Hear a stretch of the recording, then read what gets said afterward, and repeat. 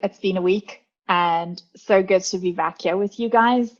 I decided to get dressed into my training gear today because what's buzzing on my mind is actually one of the lessons that I learned in mountain biking. So I used to live in Europe and I used to do very, very serious downhill mountain biking. So not just mountain biking, those ones where you go down those really steep trails and really, really scary riding.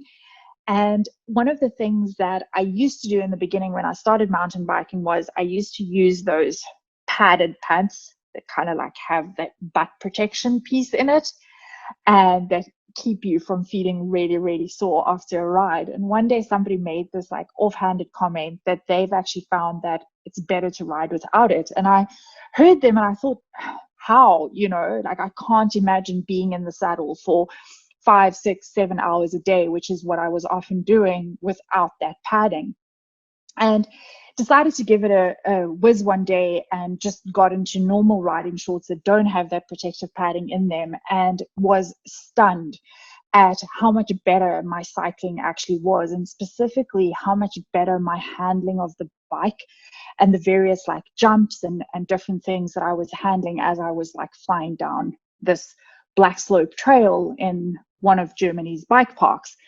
And the lesson that I've taken from that specifically for business, which I think is so applicable in a COVID environment, is that very often we have these forms of protective mechanisms around who and what we are as companies and as teams and as individuals.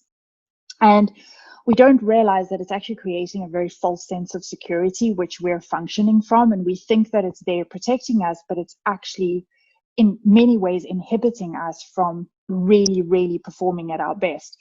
And I think one of the things that COVID has really brought to light for me, if I just reflect on how we as a company have had to navigate this new reality in the last 6 weeks, is that protective padding has just been ripped out.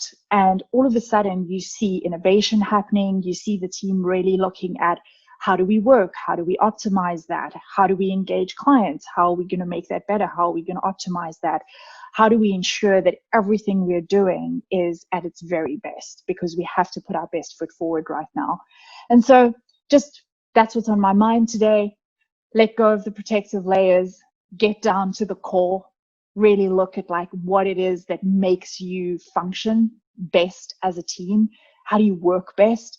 And ponder what are those protective layers that you can strip away and really get to the essence of what you are as a team. See you in a week.